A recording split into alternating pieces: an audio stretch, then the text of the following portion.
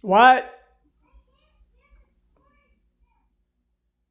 Just tell it to turn up. Just turn it up a little bit. Hey, sorry about that. I was talking to someone in my house. I should really mute it for stuff like that. Hey, what's up? 231 go.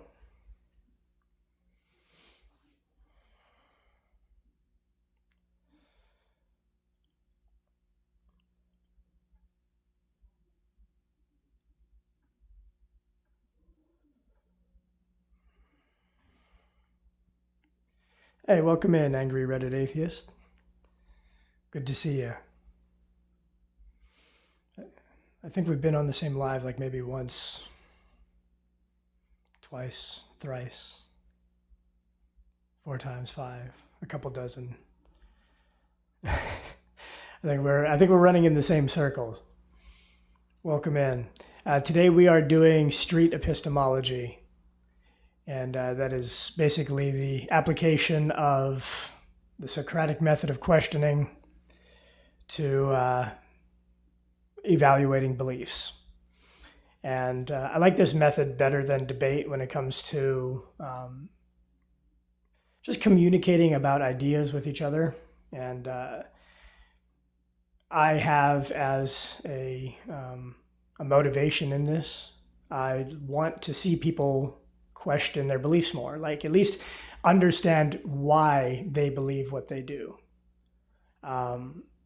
Especially like people who claim knowledge, like I know this, I know that I know that I know. If you've ever met anyone who says, I know that I know, and it comes to a belief that they hold, those same people who are so sure, they're so sure, they make decisions for their lives in ways that make ultimately decisions for other people's lives.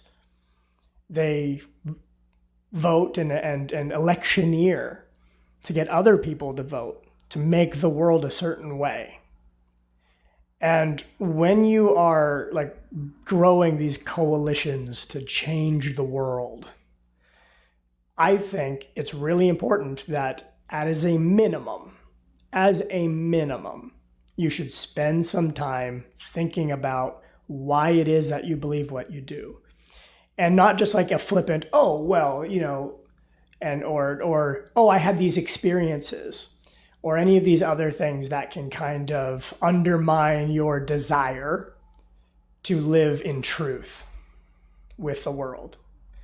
And so talking about truth, I think, is really, really important. And speaking of truth and the study of truth, that's what epistemology is. Sounds funny word. It's hard to say. It's kind of funny. But epistemology is the study of what is true, what makes something true. And then street epistemology is a method where anyone can practice a form of epistemology, particularly through a certain method. It's the Socratic method of questioning. It's pretty old for a reason. It has staying power for a reason. It's the Socratic method of questioning as applied to evaluating your beliefs. And what this looks like is two people participating in a question in a way that allows them to tell us their beliefs. And when I hear that, I want to understand what they're saying, or else I can't really engage with them. So I repeat it back. And I'm like, hey, if I understand you correctly, you're saying X, Y, Z. And if I don't use negative words or anything like that, and I just help convince them, show them that I heard them, they'll feel heard, they'll feel listened to, and they'll be more willing to answer questions about their faith. But if you come at it of like, I'm gonna fight you, I'm gonna tear your beliefs apart. Getting defensive is going to happen. Like your interlocutor is going to feel defensive. Like they have to protect, like they have to defend their beliefs. I'm telling you, Davis, I might have to restart because, I'm just kind of starting here. but I'm just talking about street epistemology. It's basically applying the Socratic method of questioning to evaluate beliefs. And I gave a little spiel about why I think that it's important for us to examine our beliefs. And I used the example mostly of making decisions for other people's lives without having done the work of cross-examining those beliefs. Then you're going to make decisions for other people's lives based on unquestioned beliefs. I feel like this is dangerous. This causes bad things to happen in the world. I am convinced. So I feel obligated to try to stop it, especially sitting here with all my cisgendered white privilege, like it's there. This is the best thing I know what to do besides giving my money to worthy causes. And this is just to teach people this method, to have a conversation. To teach them how to talk about their most deeply held beliefs without causing the other person to become offended or defensive. And I'll show you all the method if I get a guest. I do have my guest box going. I was going to change my layout. Just one second. We'll do panel and just turn off the fixed layout. Okay, sorry about that. Just a little bit of maintenance here. What is my underlying epistemology? Funny enough, I was not trained in epistemology in any academic sense, just street epistemology. I do understand that it is the study of what is true, and I do understand its implications for I am both a rationalist and an empiricist, in the sense that we have this deductive reasoning where we can talk about knowledge beyond our personal experiences. But then we also have inductive reasoning, which is like these probabilities feeding our intuition from personal experience. And I think we can maybe not establish knowledge, but guide ourselves to knowledge through that inductive reasoning as well. So, and then I understand some of the basic tenets of formal logic and how to test propositions with syllogisms, etc. But that's about as much as I can speak on it, because I come from an exclusively theological background. And I say background but I also study the brain a lot. I've studied it at the college level, just one class, and then some courses after that, and just casual reading of the textbooks. So there I'm talking about computational neuroscience and neuroscience in general. I am intensely fascinated by the brain, and I just love learning about it. But beyond that, I have a MA in practical theology. I am not, I am religious, Davis. Yeah. I don't believe in the supernatural, though. I am religious, but I don't believe in the supernatural. And if you want to come up and ask me some questions about it, you can do some street epistemology to me. Just keep asking me questions about it. See how far I'm willing to take those beliefs using analogies. And just repeat back what you think you heard me say so I can go, yeah, you do understand me. We could practice that, right? And if any of you feel like you could apply that method to me, just keep asking me questions. Maybe I'll give you some advice on the method while we go, but then we can talk about my beliefs in a way that is street epistemological. Streetly epistemological. Joe says, humans' only purpose is to help fellow humans. That's it. That is an excellent purpose to hold. I think that people individually determine what their purpose is. At least those who don't allow society to decide that for them. But I think that's a worthy cause. I think that's a good thing to do while we're here. Yeah, I would agree. That aligns with my values, my ethics. Ben says evolution is not impossible. Hey, Ben, if that's your true and important, can I ask you questions about that? I will say at the outset that I agree with you, but I want to show people the street epistemology method for examining that belief. Let's see what happens to your confidence in it as we ask questions about it. For some propositions, it'll stay the same. For some, it'll grow. For others, it'll shrink. It's a fascinating method and ends up with far fewer people losing their shit. Like, it still happens because cognitive dissonance is uncomfortable, but it generally goes pretty well. Joe says humans overestimate their importance. Yeah, well, their importance to who? Or their importance to what? But I would agree. I think that our aspirations of importance are pretty cosmic, and our physical impact on the universe is pretty local. Universe asks me, am I atheist or agnostic? Yes. Yeah, I'm both. I'm an agnostic atheist in that I'm an atheist in that there is no God that I can say I believe in. So I'm an atheist, but I'm agnostic in the sense of what I claim to have as far as knowledge. I don't claim to have all the answers or to understand our ultimate origins or what's behind it, or even if there's a who, like a personal being, like who knows? I can't claim knowledge on that either way. So because I have that lack of knowledge on the subject, I am agnostic, not knowing. If you're talking about my belief system and gods I believe in, I don't believe in any gods. That makes me an atheist. At least no gods that have been presented to me by other people. I have some ideas about what I maybe could call God, and that's just because I deconstructed in my 30s. So I have all these neurological mechanisms and attachments to God that I have to learn how to reconstruct.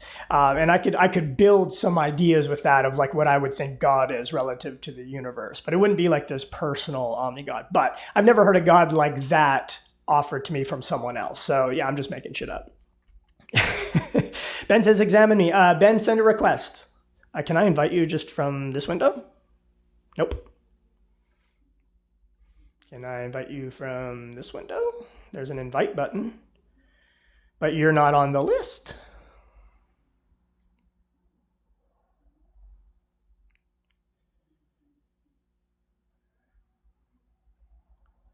"100 IQ is intentional to keep us grounded." What? I don't know what you mean by that. But Ben says, examine me, send a request, Ben, and I will bring you up. If you look at the bottom of the screen, probably over there somewhere, there's a little picture of like two people, like a pink person and a blue person. If you click that, I think that's what gives you the option to request that when there isn't a panel already there. Sorry, I hit the mic. Good thing I got this shock mount. I just bought it. It was so cheap. It's like $20.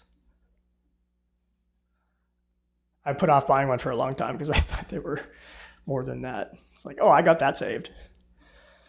Yes, Bartholomew, deconstructing atheism is also valuable. I would agree. And if you want to come up and present that as something true and important, I want to ask you questions about it. Even if I agree with you, we can still apply this method with each other to question and examine our beliefs in whatever context we feel like it would be most helpful. Joseph's just giving you conversation. All right, Joe. Hey, I appreciate the conversation very much. Bartholomew.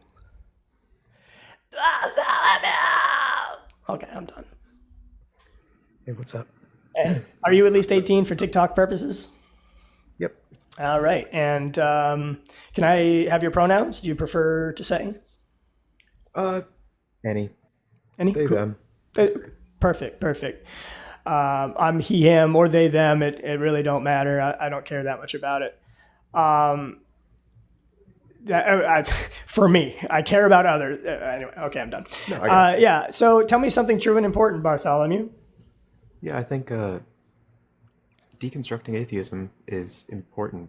Maybe not as important, but it's also valuable because you can't really decide not to believe if you haven't figured out what you're not believing in. You have to deconstruct your idea of what you thought God was, knowing that that's false. Maybe it's something else. Okay, so if I understand you correctly, you're saying that it is important to question atheism because if you don't question what you think it is, the misrepresentation of it will not give you like what a fair shot at it. Yeah, and I think that's a pretty fair summary, but I think I would rather say valuable than important because I Okay. don't really care if you do or not, but I do think it's valuable. Okay. So you find personal meaning or value in this? You mean valuable and like ethically valuable? I think valuable in terms of just understanding, greater understanding of what, even just academically, of what religion is and the place that it has in the world and the role that it fulfills, Okay. societally, even. So if understanding is something that you value, then understanding atheism is valuable. I mean, Yeah, yeah, it's yeah. pretty, that's a fairly like axiomatic statement. You could wrap that in a pretty neat bun. Um, so should, I don't want to ask ought questions. I'm trying to I think of what think I could ask a about question that. of value is better than a question of whether you should or not. Like, is there value in something? Then maybe it's a good idea, but doesn't mean you have to. But for communicating to other people who may or may not prefer to grow in understanding sort of unconditionally, that it would be worth their while to deconstruct atheism, right? Yeah, I think it really expands your understanding of just what religion is. Because if I'm talking purely if you're already deconstructing religion, I think that if you're already deconstructing, you shouldn't stop at atheism. You should keep deconstructing that until you get maybe a layer deeper. Yeah, yeah, I like that. Is it also possible that like someone may think they've given atheism a fair shot in that they've heard a lot of things about it, but actually examining it versus like hearing a rumor or hearing it from someone else, but like personally understanding it could benefit them somehow. To me, I think it's more deconstructionist than that, ironically, where atheism is, I think, where you end up logically if you're coming from theism and deconstructing.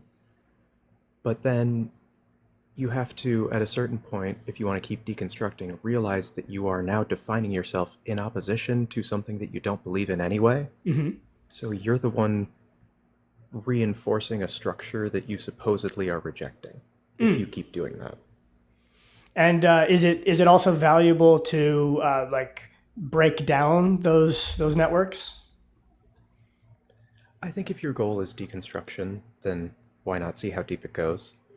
I think maybe it can make you a better person. Maybe it can't, but I don't think it'll hurt. Okay. So we've come from like it's valuable generally, and we've made it more specific. Like it's valuable to someone who values deconstruction, because you're deconstructing something. Yeah, I think that would be the best group to pitch it to as an idea. They would be the most receptive. Yeah, they would find the most value in it for sure, I think.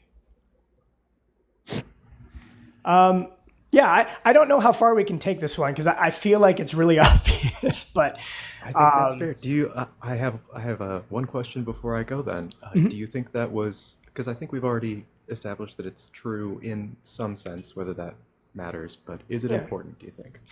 If you could form a syllogism on sort of like an ABC, therefore deconstructing atheism is valuable.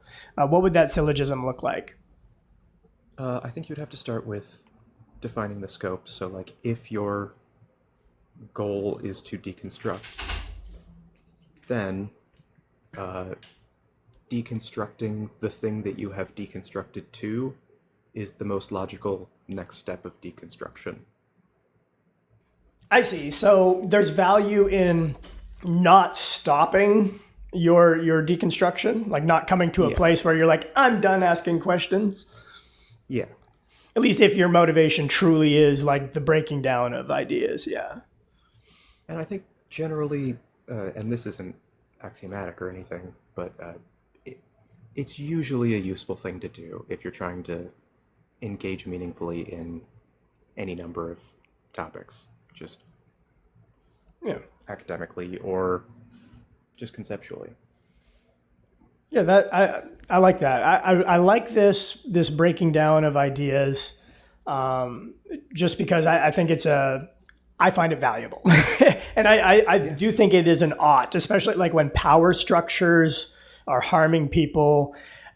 My value system is like there's an ought. There's an ought to like talk about knowledge and how we know things. I think you could make a strong utilitarian case for it being a moral imperative if you're talking like general societal good. Yeah. Or maximizing like not even the well-being of society, but the minimizing harm is the way I think about it. I think about it like minimizing harm, flat out. Yeah, and it's like focusing the potential future paths that we take, focusing them to things that will have better outcomes. Yeah, but there are people though that like their value system is like no, like chaos and destruction is important. Like sometimes harm, we need to be doing harm right now, like that sort of worldview. I don't know that I believe that anyone's worldview is really that chaos is good. I think on some level they are lying to themselves and they just have a messed up view of what the order should be. That's an interesting way to think about it, because I come from a background where that was the belief. So I've believed that at times. I no longer believe it. But if I were to ask myself, like, did I truly believe it? Yes. Yeah, I was fully convinced it was true. Now, was I lying to myself? Yes. And that's where you went with that. Like I was lying to myself. But can you lie to yourself and also still truly believe at some level? I think in order to truly believe anything, and this is a broad claim, I'm trying to not make it, but I'll just make it and see if I'm wrong. Okay. I think to really believe anything, you have to lie to yourself on some level. Because once you believe something, you are excluding the possibility that that's not the case. Oh, okay. And it'll kind of mess up your whole worldview if you're wrong. You've given us another belief to examine. Yes. That excites me. That's what I'm here for. So, so let's deconstruct that. You said, if I understand you correctly, that in order to believe anything, there is some level of lying to ourselves that is necessary. Because belief implies certainty, and certainty just is not the case. Belief requires certainty. I think belief is the act of being certain in your mind. Okay, so, can someone believe something like half-ass? Yeah, that's probably true, but I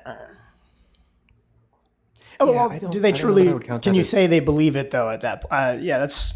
Yeah, I think it's just different contexts for the definition of belief. Yeah, just like there's different contexts for the word faith, I guess. Exactly. Yeah.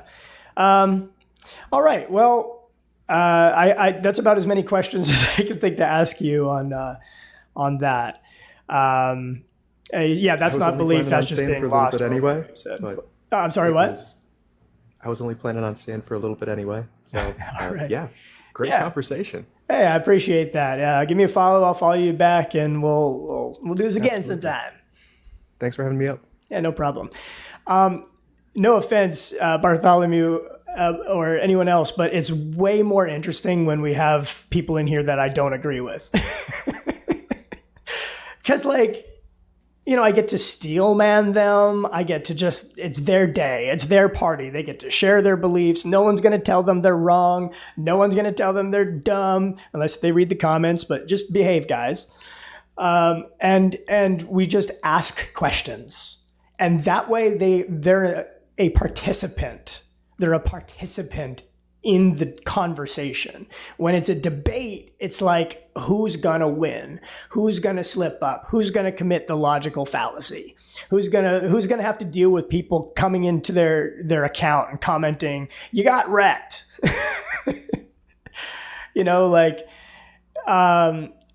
Street epistemology is like, it's just asking questions and making them, not just making them feel understood, but actually understanding them. And speaking to them in their language, using their terms. And they get to hear it. They get to hear their beliefs spoken out loud by someone who doesn't believe them. Like that, there's value in that to me. I think that's important. Maybe I need to take the "and important" part. I wonder if some people don't request that because they're like, I don't know, this is important. Like Bartholomew, I don't know, it's not important. How many people come in here and go like, "Oh, my belief is important"? Yeah, that's probably, you know what? I'm going to change that. Let's change that. Tell me something true, period. Ooh, no, I've got it. Street epistemology. I had something earlier and it was so good. And I told myself, there's no way I'm going to forget that. It's so good. And guess what happened, guys? I forgot. Just forgot. Ooh! World Wide Web, please request up. Can we ask questions about that? Can I, seriously?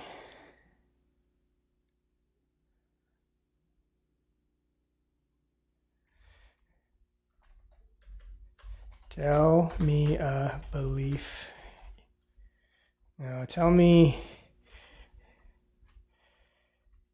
give me a belief you want examined. Oh no, because then you guys are going to give people, you're going to give other people's beliefs. I don't want you to street epistemology other people's beliefs, because we can't both steelman them. You know what I mean? I can steelman you if you tell me the steelman version. Someone who doesn't actually believe it isn't going to tell me the true steelman version.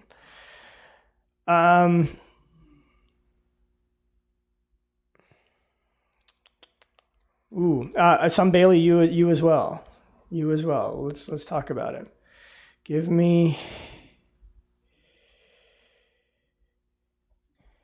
Tell me what you believe.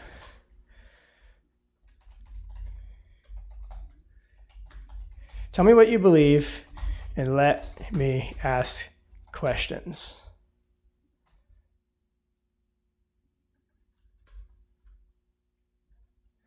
Maybe I'll make that a numbered list to make it really simple. Number 1, tell me what you believe. Number 2, let me ask questions. Nice and simple, right? Does that work? Grounding for intelligibility. We had someone talking about that the other night, right here on this live. I would love to continue talking about that. He got really emotional when I asked a particular question. And when I wouldn't go along with anyway. What about grounding for, I am Baptist Christian and I know atheist points about contradictions. Okay, yeah, that's awesome. If you want to come up and tell us about your belief and let me ask questions, that'd be awesome. Van Michael says, agnostic worldview often find a sense of freedom and authenticity that protects their mental state. Yeah, that's true. Yeah. Okay. I'm not here to tell you what I believe or don't believe. I will just say, come up here and let me ask questions about what you believe. Edward says, I believe I can fly. That's not what I'm here to do for obvious reasons. Van says, faith often deals with claims outside empirical observation. Can I ask you questions about that? I did good on that one, guys. Okay.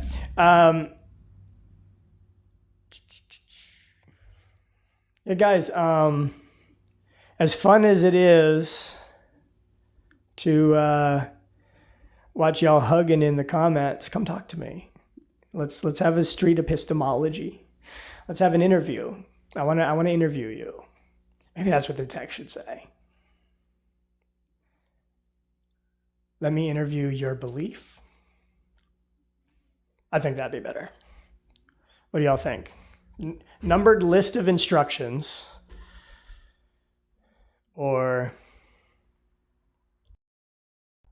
let me interview your belief. Question mark? Yeah, question mark. I like the question mark. Tell me I'm wrong if I am, because I like the question mark. The reason I'm not requesting up is you're going to bash my faith, and I'm not here for that. World Wide Web, have you been here before? Like, are you saying that based on prior experiences with me, or are you saying that based on prior experiences with other people, with other atheists? Logan, we can talk about that if you want to come up. But World Wide Web, I promise you. You said all other atheists. Okay. I'm a black swan, baby. Look at me. Look at me right now. I'm a black swan. If you know what that means, request up. I'm not going to bash your beliefs. I swear. I swear on everything. I I swear on the universe I love and adore, I will not bash your beliefs.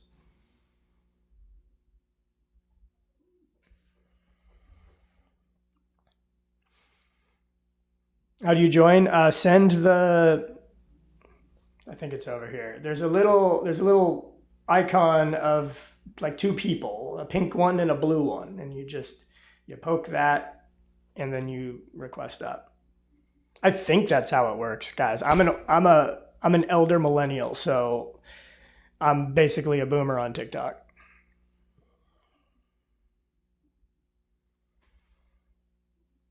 Like, I promise you, I watch lives where they're bashing Christians. I'm doing something different. I'm doing something I think is missing.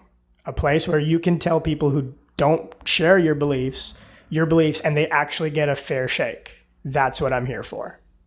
Oh, I'm so glad you requested.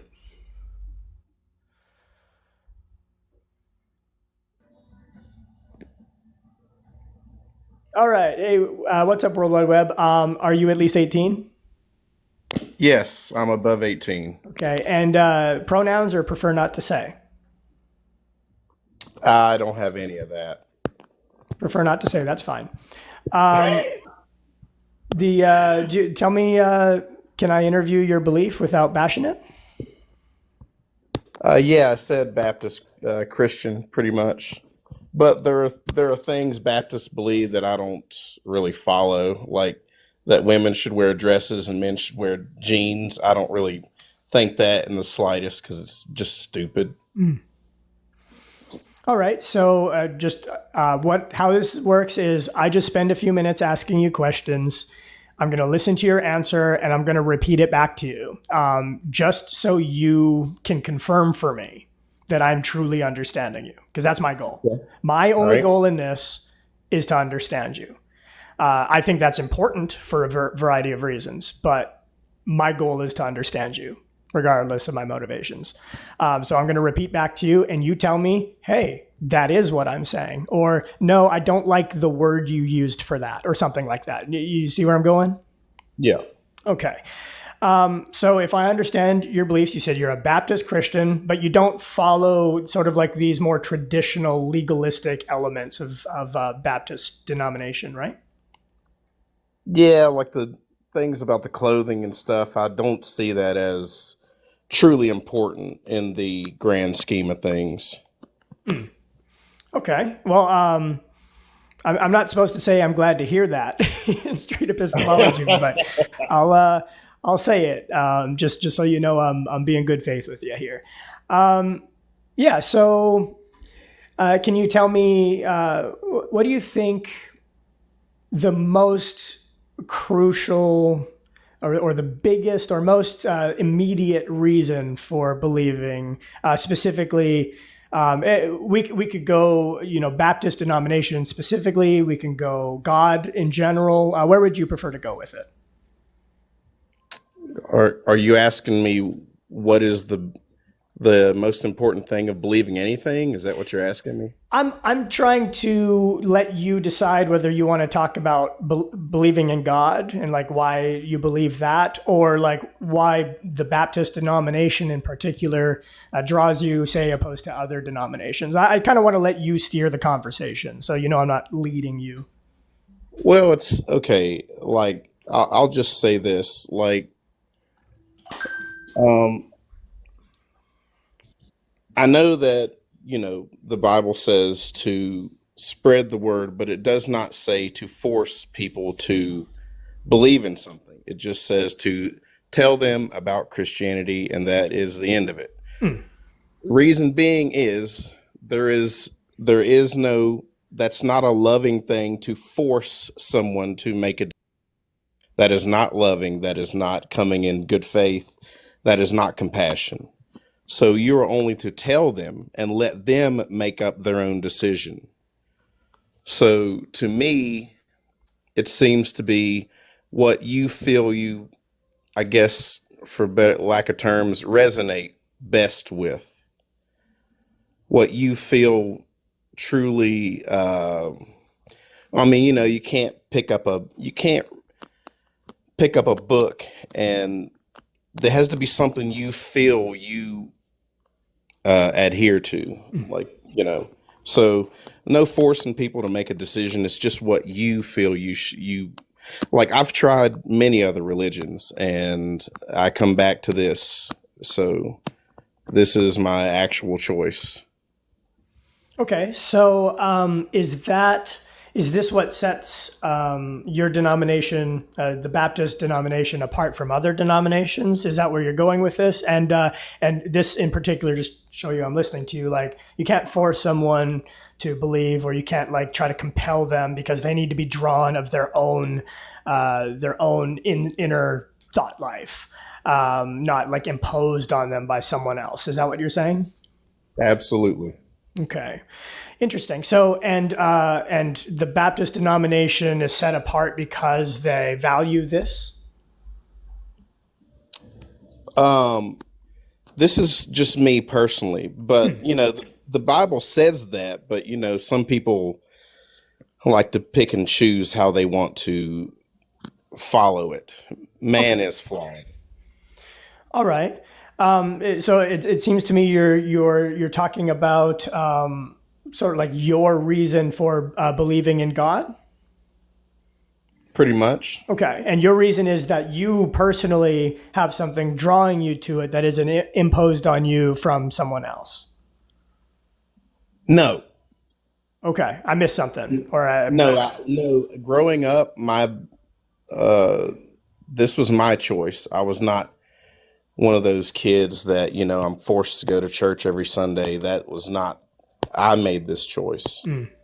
It was just me. And to me, that is the only way.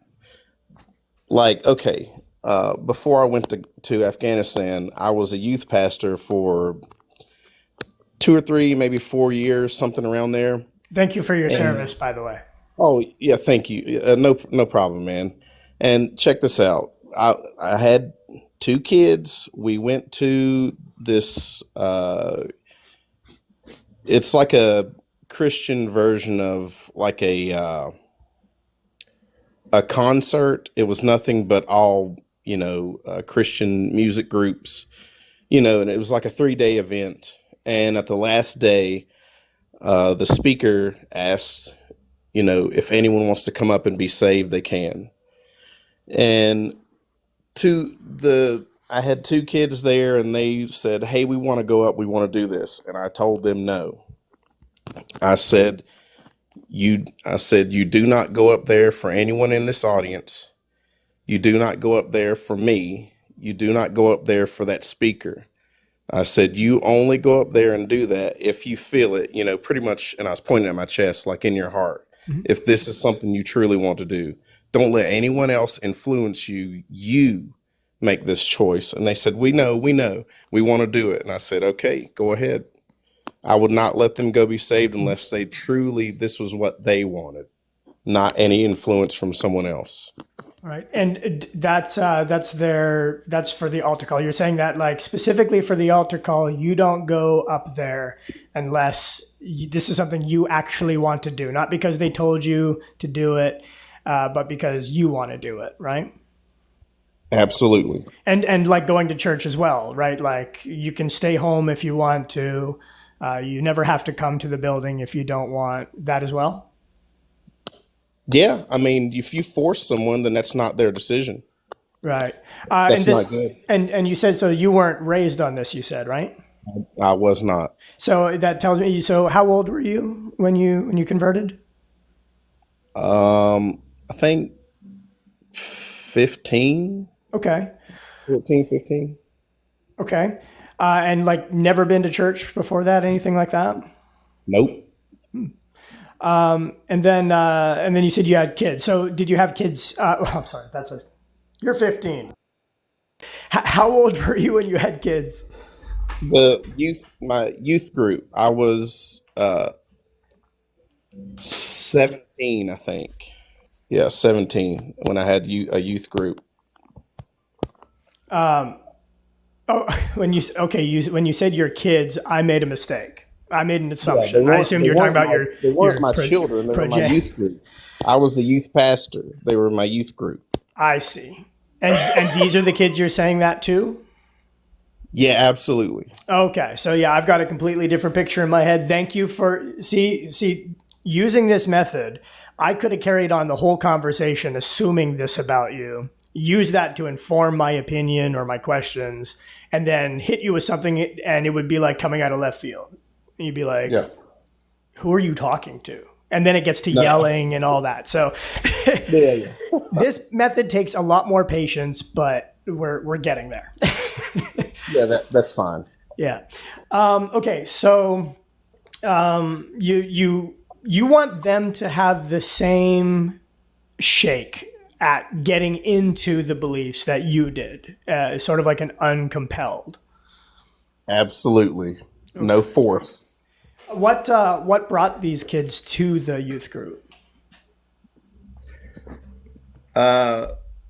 They came from another state, and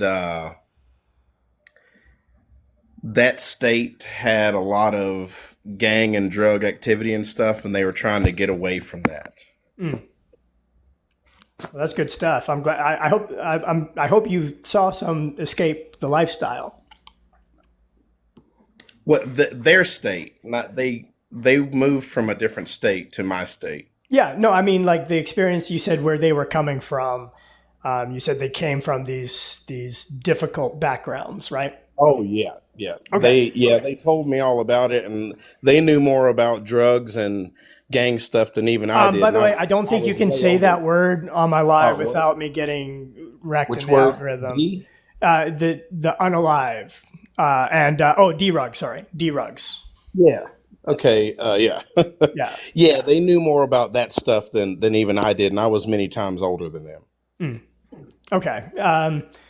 Well, that's unfortunate that they were in that situation. But look, whether it's church or anything like that, I'm glad people get to a healthier position in their lives as someone who experienced that personally.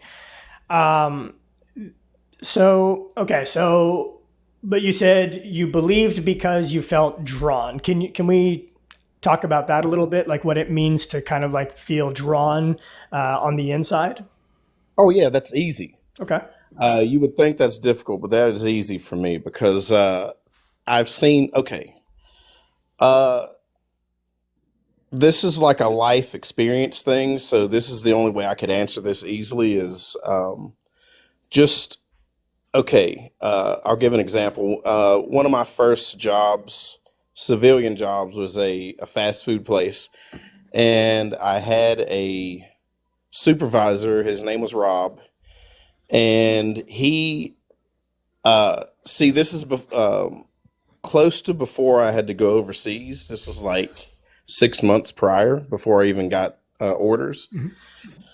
And I started hanging out with the wrong crowd. I was like 20, almost 21, and I started hanging out with the wrong crowd. And, I started, getting into stuff and things, and Rob, it was real slow at work, and he took me aside, and he talked to me personally. He said, "Hey, I just want to let you know that," he said, "when you fail," he said, "I kind of lost faith in humanity because." So what he was saying is that him seeing me and my belief and how strong I was in it, and that gave him, strength and gave him hope, and seeing me, stumble, the stumbling block, seeing me stumble, kind of hurt him, I guess spiritually you could say. Yeah. And that hurt me to know that, well, it also intrigued me to know that, wow, people are actually, without my knowledge, people are paying attention to me, seeing how I walk in life, and this actually affects them. I did not know that was going on, but, he let me know it was. Yeah. So me falling made him lose hope, which, that kind of hurt, actually. Yeah.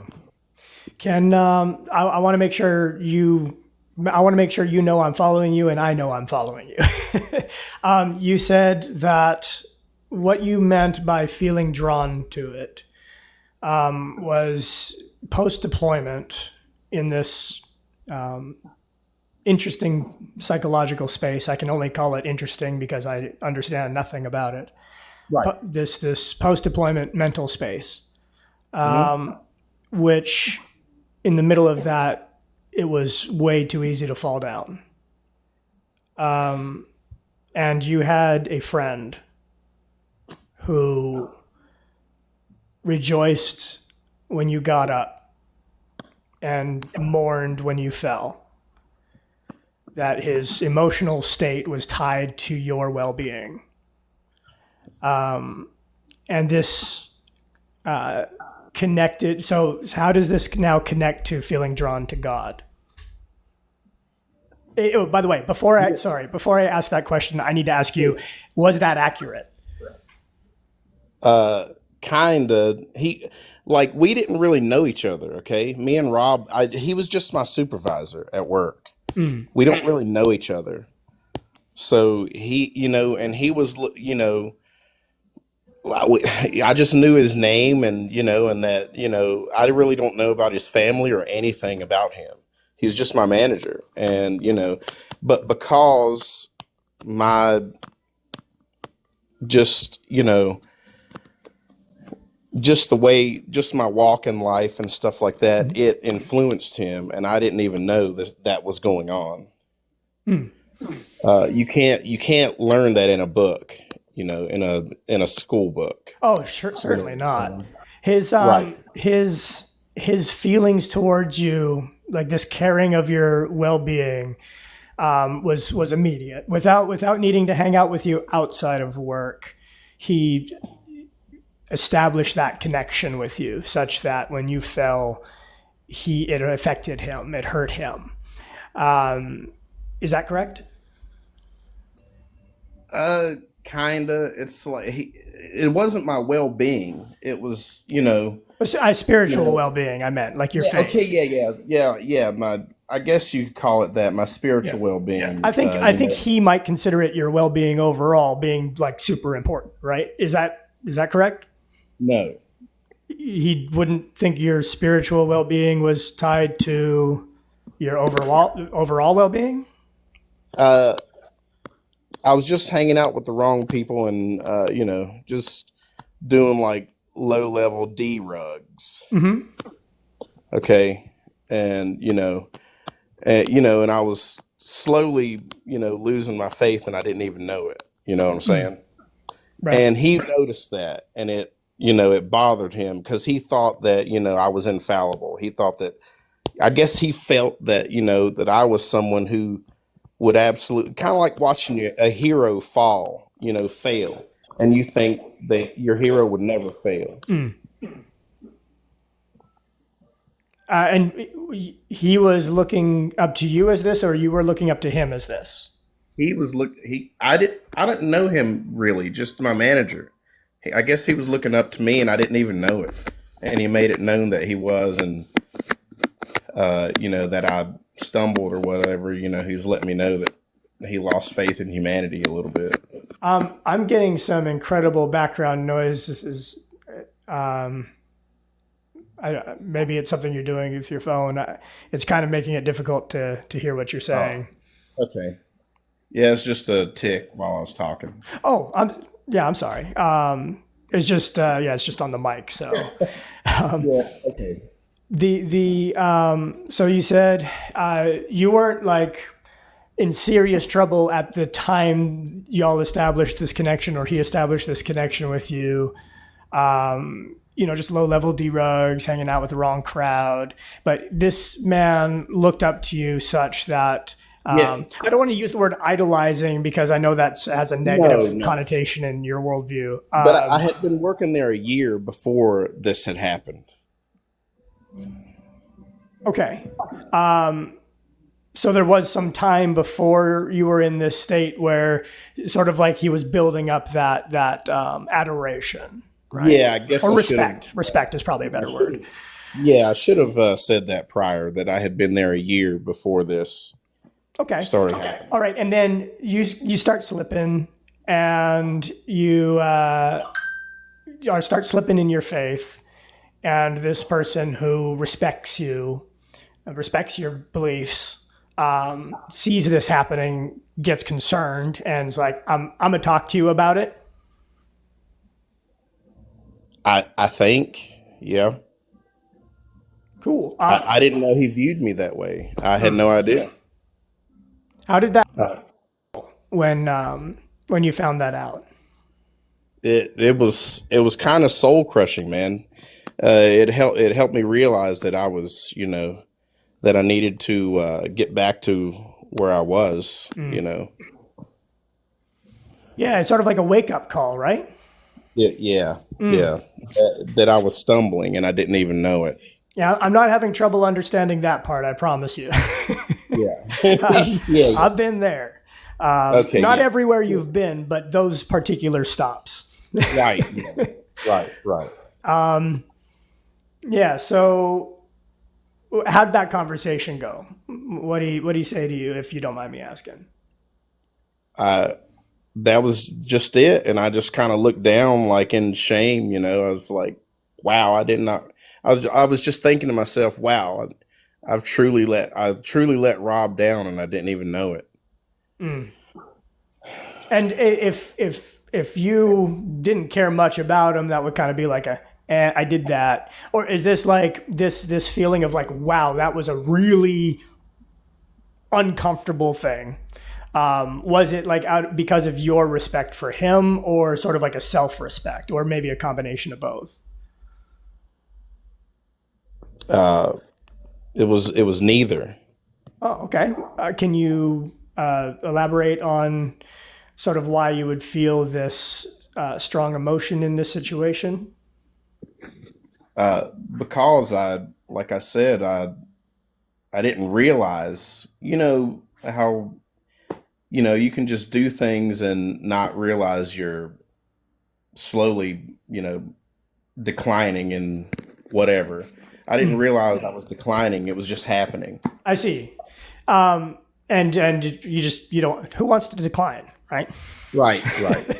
All right. And then, okay, so what happens next? You have this wake up call. You wake up that next morning and go, today's different. What's going on there? I stopped hanging around those people and doing those actions. I was like, it hit me hard, man. I was like, wow. Yeah. I was like, I can't be walking in faith and being an example, if I'm doing these things. I've let Rob down. So I was like, I can't do this. Would you consider this then like a rededication? Absolutely. Okay. Yeah, I had a rededication experience in 2010. You can do some straight epistemology on me after this if you want.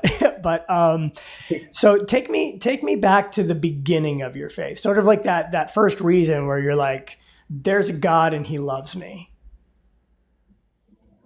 Um, the day I got saved, Hmm. it was just like everything seemed different. I seen the world differently. I looked for the good in all people, where others would give up, I would not. And I refused to give up on people.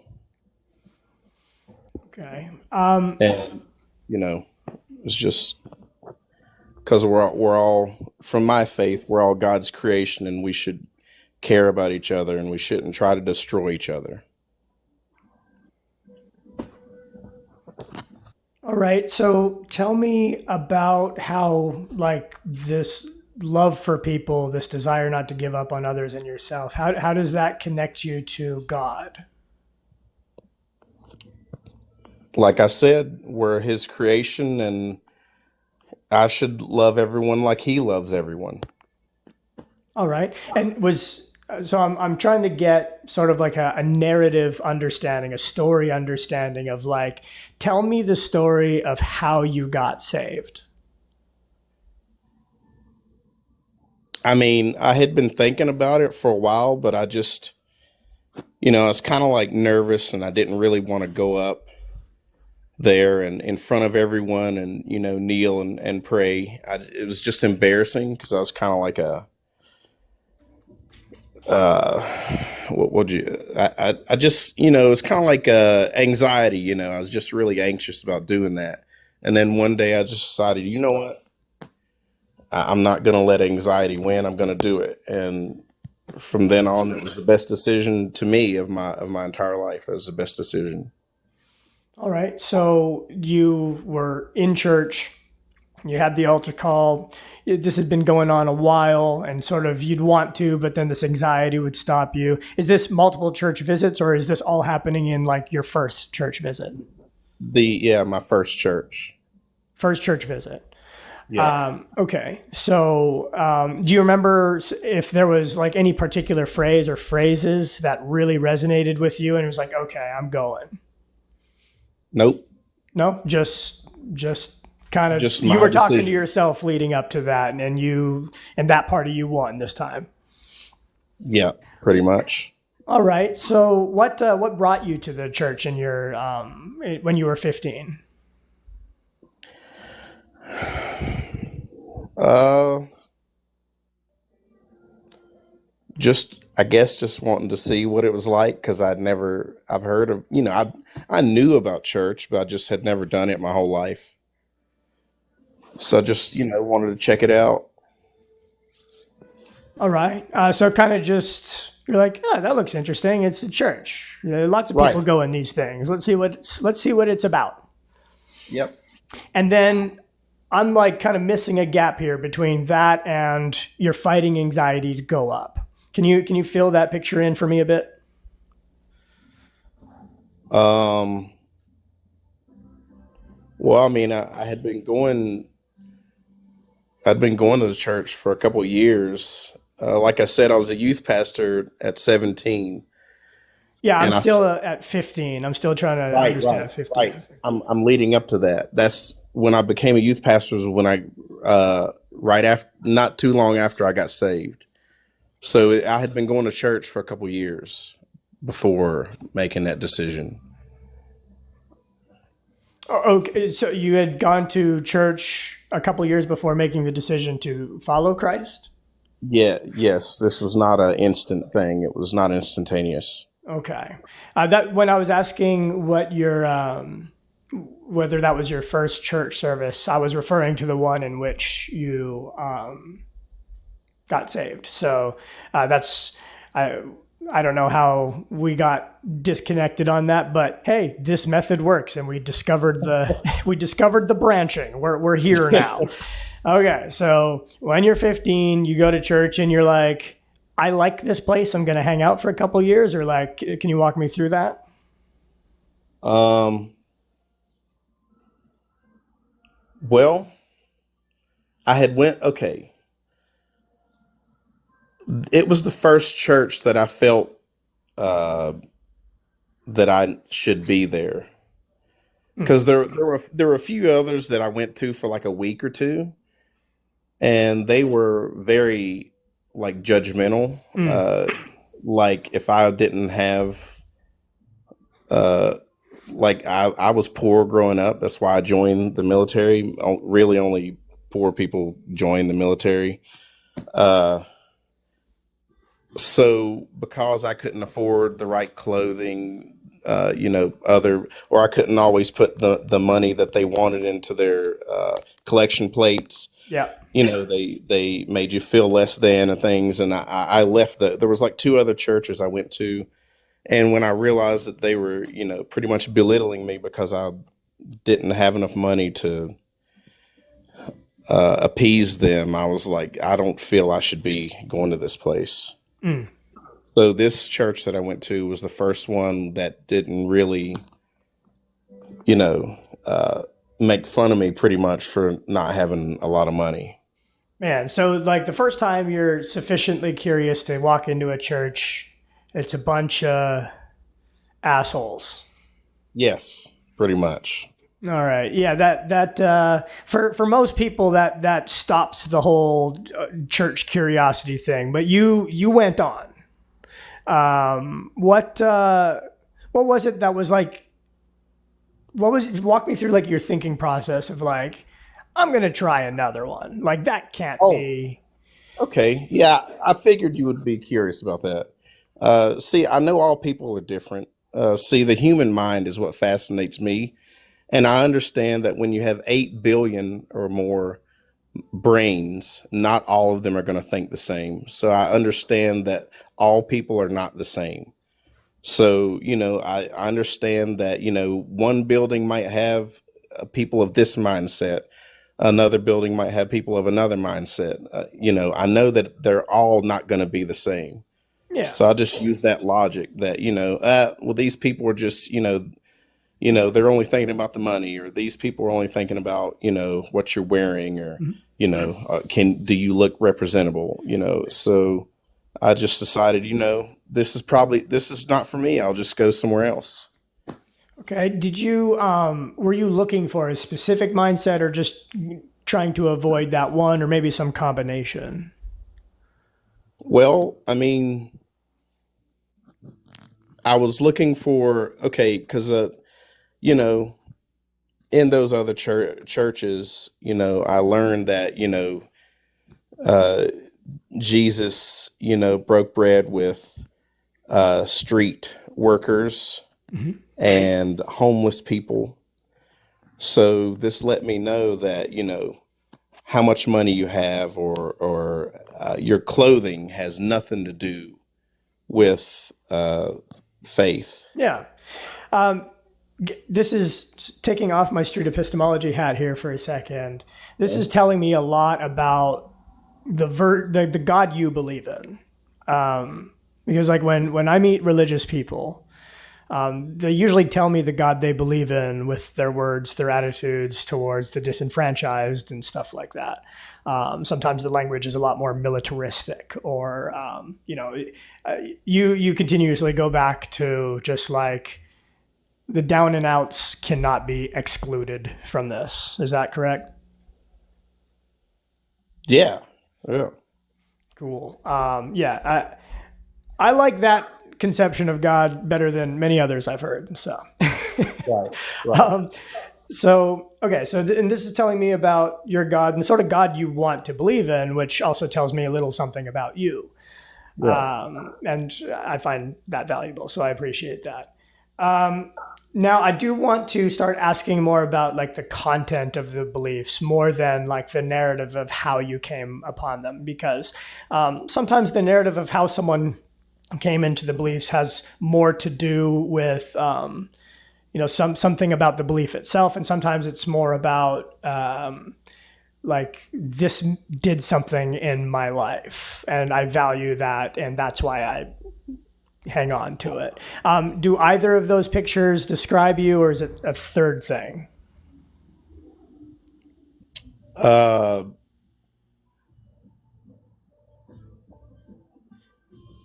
like a belief you found convincing, a feeling you're hanging on to, or some other third thing? like, what is the what is your reason for keeping this belief, like maintaining it and seeing it as like important in your life? Oh,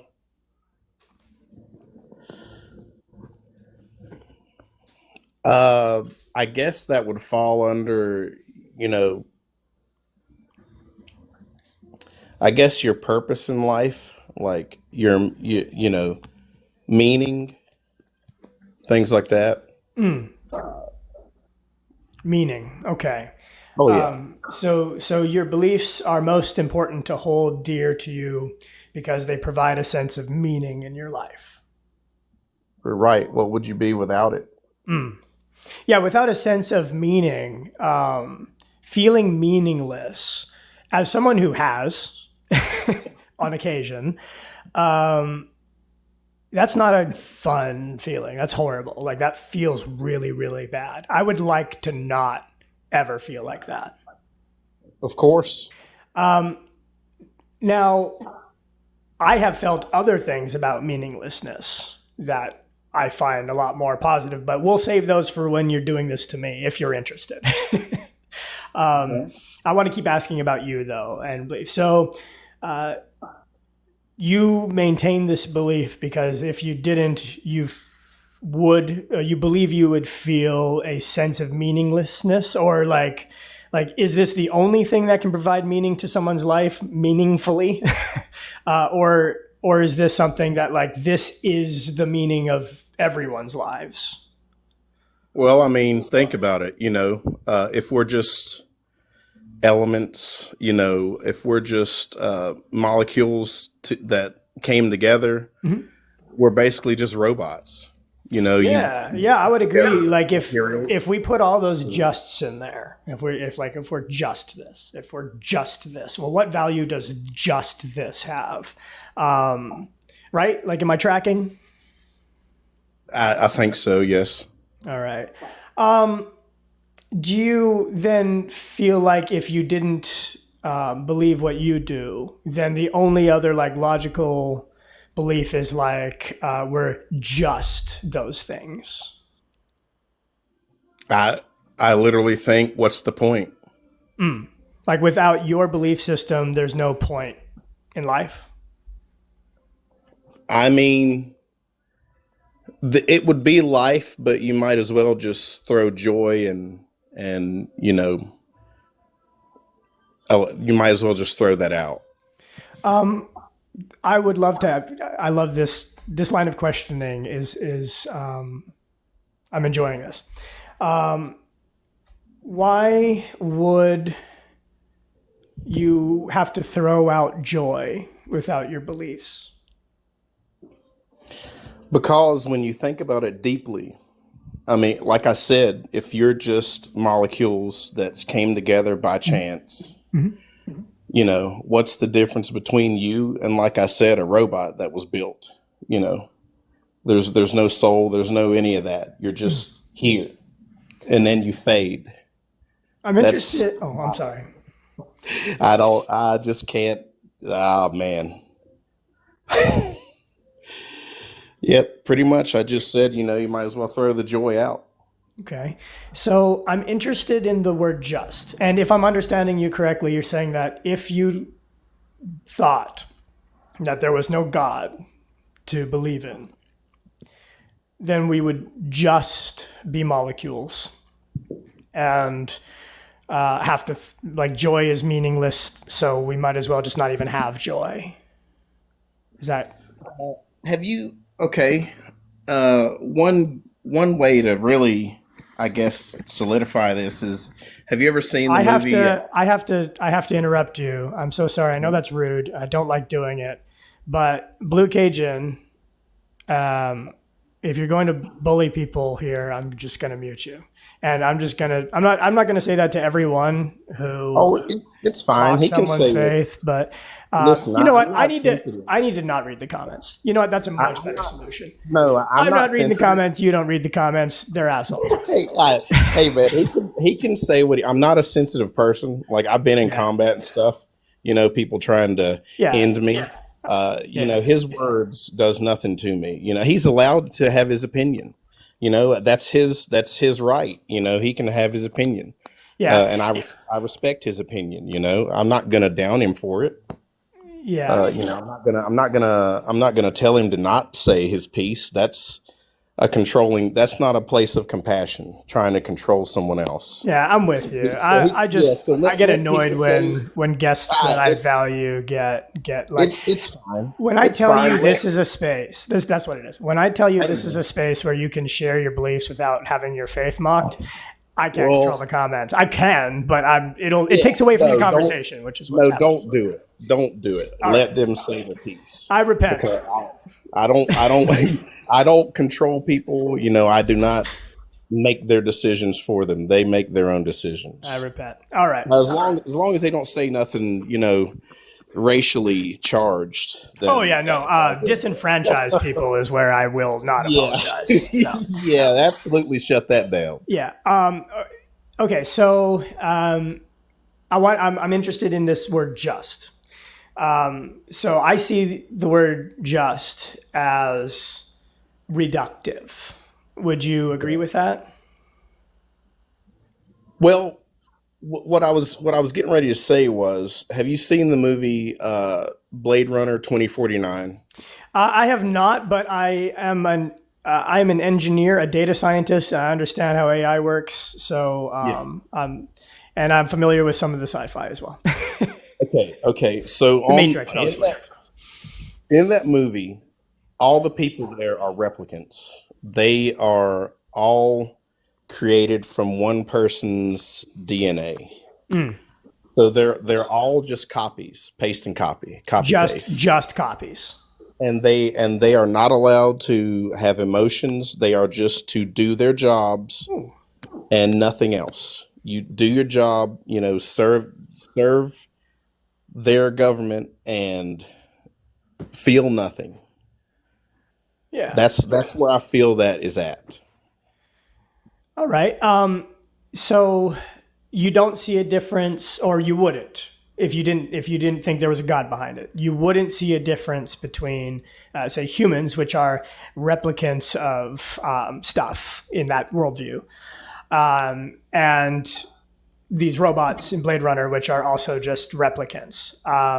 You would see no difference between a human, say, who can feel joy and a robot who can't feel joy, besides that difference. I'm saying without a soul, we are just replicants. Okay, so it is the soul. Okay. You believe, or you maintain your belief, because your soul, you know your soul is there. And if God wasn't real, your soul wouldn't be there. Why? I mean, why not? You can't. There's no textbook in an academic room that's, you know, explains a soul. Okay. What is it about a soul that makes this you? Well, like I said, you know, Rob, the only thing we knew about each other is that we worked together and that I know his name. That is it. Mm-hmm. But just me and how I lived my life affected him to a degree of that, you know, it gave him hope. Mm-hmm. And I was literally doing nothing but just living, you know, and walking in faith. And that affected him to the point to where when I was slowly losing my faith, he broke. It bothered him. You know, how would you academically explain that? Okay. So it is the lack of academic explanation for why your friend would be so strongly affected by someone he didn't know that well. Is that correct? Say that again? Because I was asking about like why the soul was important, and then you finished on this note of how do you academically explain this. So the soul is important to you because you believe it to be true, like you believe it to exist, and the reason you believe it to exist is because of the way that your lifestyle or your faith was valued by someone who didn't know you that well. Is that what you said? No.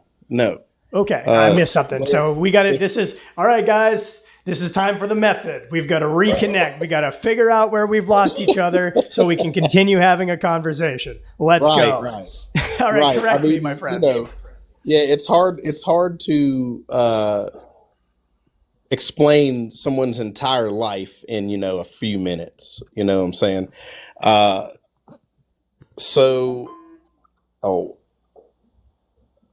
My thing is this, I know there's science. I know science exists. But science, until it can answer absolutely everything, I will not make it my belief. Explain everything or explain like the soul in particular? Everything. So until science knows... Not the soul. Not the soul, until it can explain absolutely everything. Okay, I'm trying to figure out how to get my question answered from before about like why the soul, why you believed in the soul. And you said you believe in the soul, and then I'm trying to put together your answer to that question. Why you believe in the soul. This is what I'm saying. Until science can answer everything, no mysteries left unturned, until science can answer everything, I can't fully believe in it like someone would who's a non-believer. Oh, okay. So you are believing in God because of the soul thing, and science to you, it's like you either believe in a soul or you believe in science, right? Pretty much, you either have a faith or you believe in science. So you have faith or you believe in science. They're opposed to each other? I mean, I'm not a creator, so I can't truly answer that. So that's probably beyond my understanding. Okay, I don't know is such a respectable answer. You have no idea. In my experience, I don't get a lot of I don't knows from people who don't believe like I do. I'm not going to pretend to be all knowing. Okay, because that would be pompous. So based on this thing that you don't know, science and faith are like they're opposed. So like believing in science comes with what? Uncertainty? No. Okay, let me ask you a question. Are there things that science cannot answer? Oh, yes. There will always be things science can't answer. Okay. Always. Because, well, first of all, like science is like, it's empirical by design, by nature. It concerns itself with asking falsifiable questions. It's the scientific method of reasoning. It's like, we are not going to say more than we can measure, that we can prove.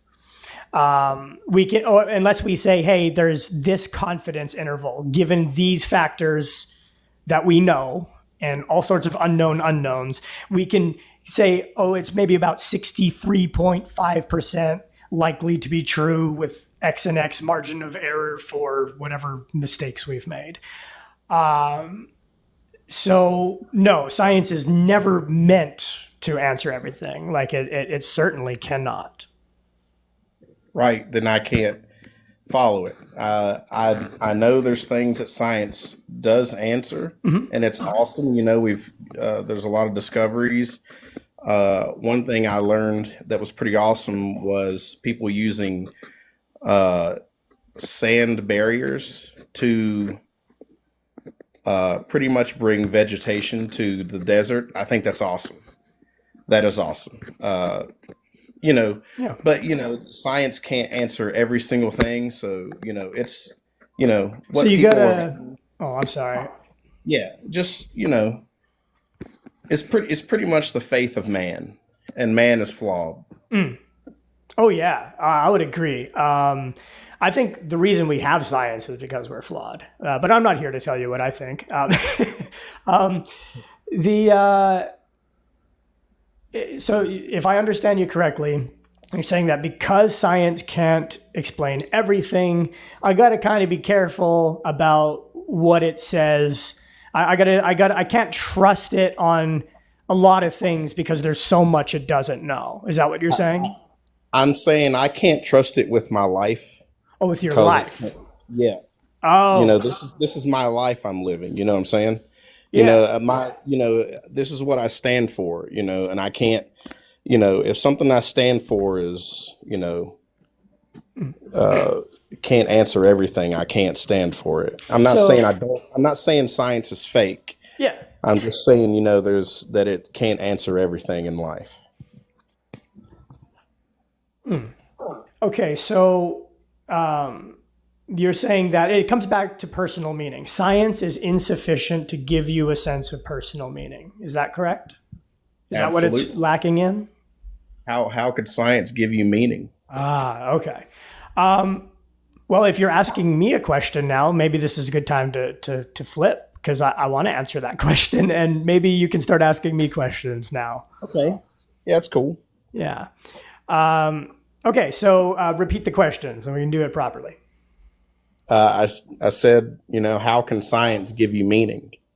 Purpose in life. Well, I mean, not purpose, meaning. Meaning. Because purpose would be to solve world problems. Yeah. Meaning. Meaning, yeah. So you're saying people can occupy themselves with purpose without a sense of personal meaning? So I'm back to asking questions so I can answer the right way. Pretty much. Okay. So I would suggest, I'll offer you a belief on that question. I believe that science can give a sense of meaning to someone. How elaborate? Okay. I think I get a sense of personal meaning from science. Yeah, I said elaborate. Oh, yeah. By elaborating, I was just saying I'm giving you like stops you can ask questions about. All right. Yeah, how So is that? Okay, the question is, how is that? perfect. That's awesome. You're doing great. And when I answer, try to repeat my answer back to me. All right. Of course. Cool. To elaborate on that, I feel like I'm part of something bigger than myself, and I find that meaningful. Okay, I can see that I find it somewhat. emotionally meaningful. Right, but okay, let me ask you this. What if the people you helped through your discovery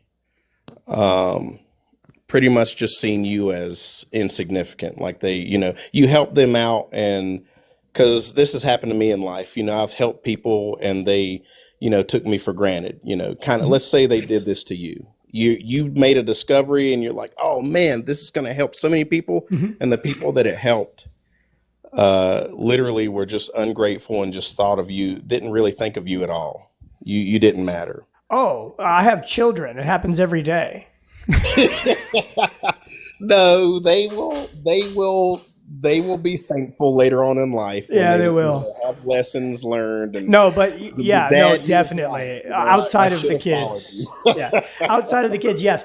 You did miss repeating my answer last time. You don't have to go back and do it now, but like moving forward. I'm sorry about that. That's new for me doing this kind of thing. So part of why I'm doing this is to teach people this method because I like it and I think it is a good thing. Okay, yeah, I'm kind of liking it.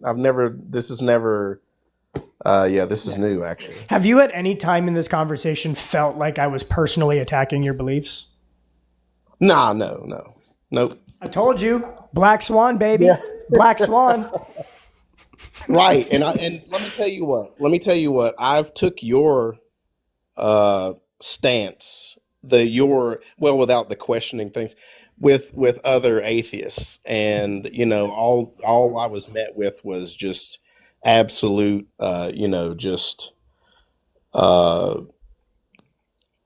I guess you could say, is just like they were just vile. They were just absolutely just vile. Yeah. So And like, I didn't even want to talk to them ever again. so I feel When like I I'm was losing the when I was coming. question. I feel like I'm losing the question. Okay. And that's one of the few times I'll interrupt is if I feel like we're kind of like really derailed and we have to get back somewhere. Okay.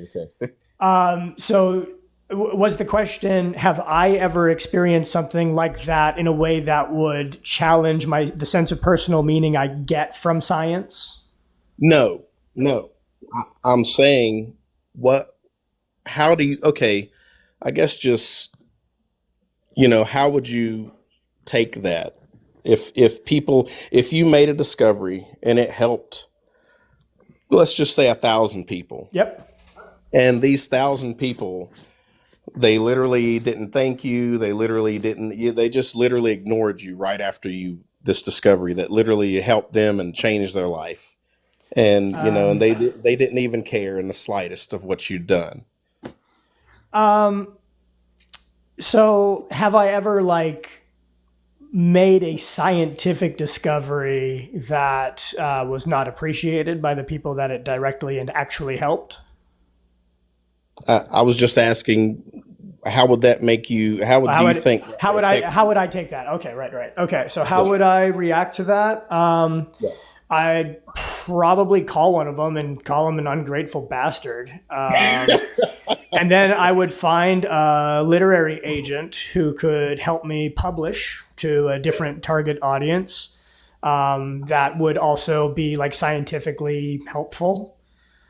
Yeah. But I'd be pretty mad. I'd be like, Yeah. I'd be getting more elevated that night. I'll tell you that right now. I just this is just me being random and stuff. Sometimes I think, I just imagine, I like to put myself in others' shoes and things like that. And, I don't claim to be God or anything like that. But, if I created an entire people or whatever, and they were ungrateful and just literally, Oh, okay. I see. I see. that, I would think God would be just as, they'd want to be like, call and be like, you're ungrateful bastards. Yeah. You know what I'm saying? Hey, you know what? If I got a call from God and he was like, you ungrateful bastard, I'd be like, I'm sorry. I repent. Like, I definitely would. That's just me being random. That's just me like off topic. No, honestly, that's pretty on topic, like within the beliefs, right? Because it's like Right. that's the line. Romans Right. chapter 1, verse 20, and that's the surrounding verses as well. Talk about like neither were they thankful and became vain in their imagination and all that. And it's like, oh, you slapped God in the face by not believing in him. I get that verse spoken to me a lot. I also study it a lot. I used to be a Bible professor. That's awesome. Yeah. Thank you. Okay, so did I answer your question? Do you have another one? No, that's pretty good. That's pretty good. I am so sorry, everyone. I have to go get my laptop charged. You know what? No, I'm finishing in 19 minutes. I've got 24% battery. I had 33%, I swear, like less than 10 minutes ago, though. So crunch time. All right, sorry. Ask another question. Okay. Does this have to pertain to science? Well, yeah, because like we're getting to like why I get a personal sense of meaning out of science where you feel like you can't. So I want to try to establish what that distinction is. Okay. Well, okay, I'll ask you this. Do you think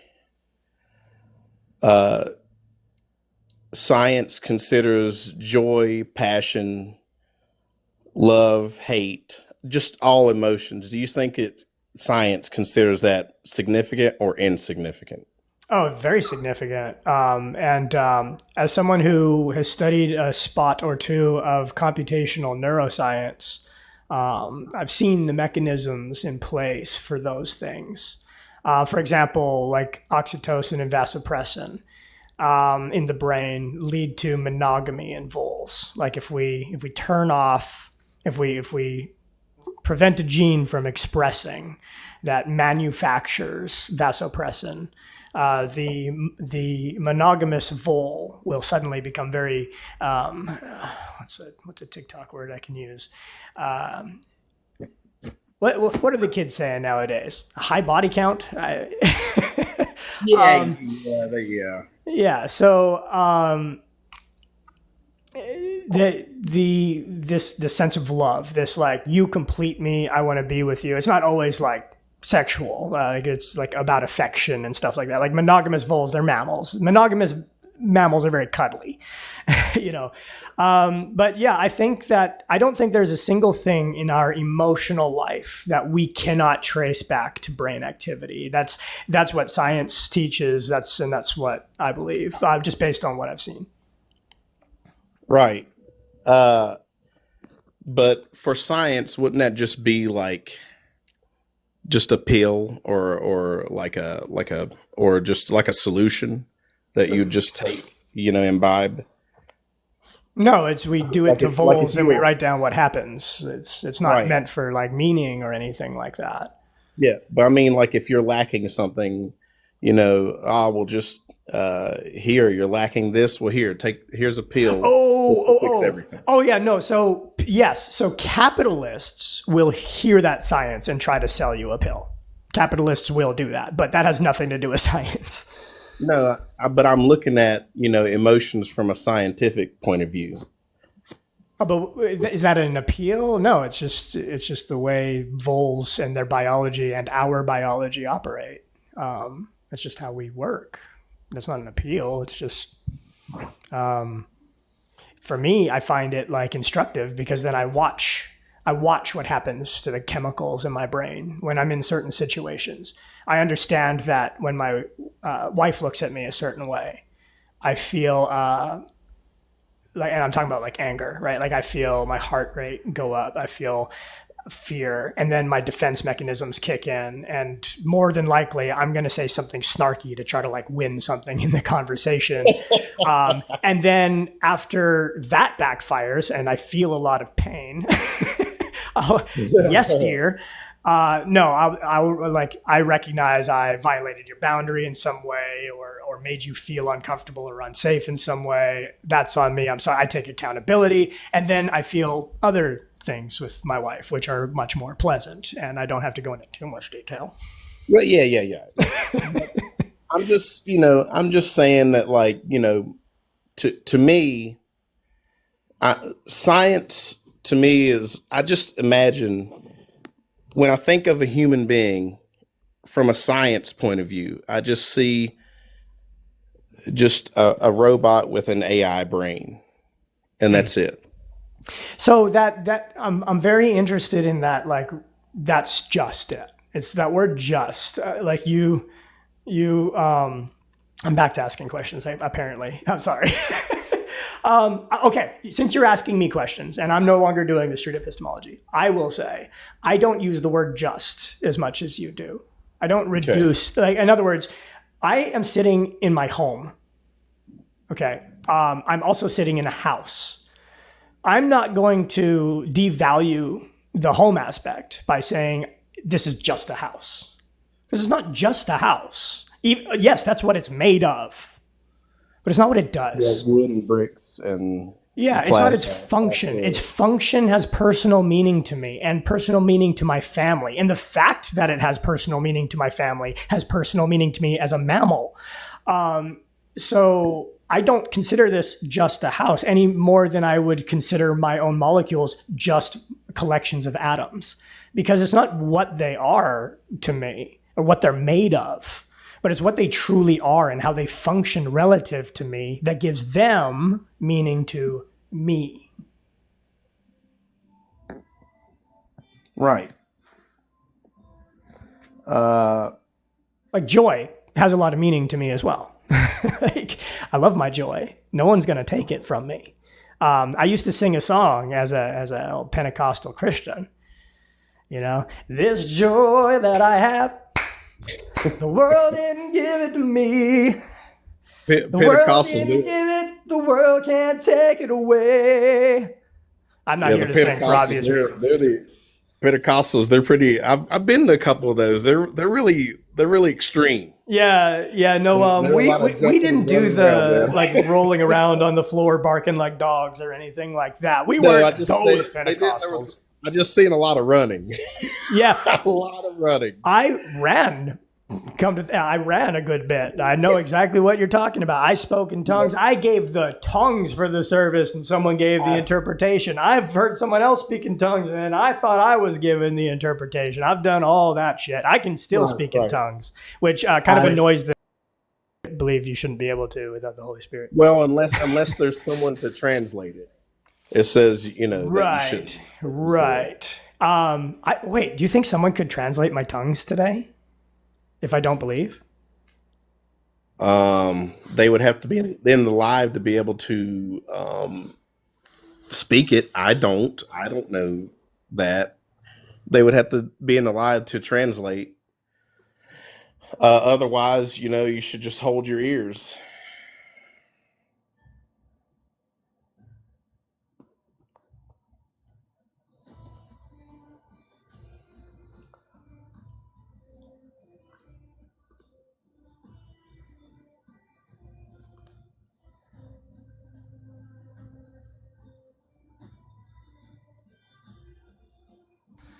All right, that is my call to go because it sounded like someone knocked on my door, and Okay. I'm door answerer at 11:49 p.m. Hey, man, it was awesome talking to you. Hey, give me a follow. I'll follow you back, and let's do this again. Did you enjoy this? I enjoyed this. Yeah. This is pretty cool. All right, love y'all. Thanks for joining.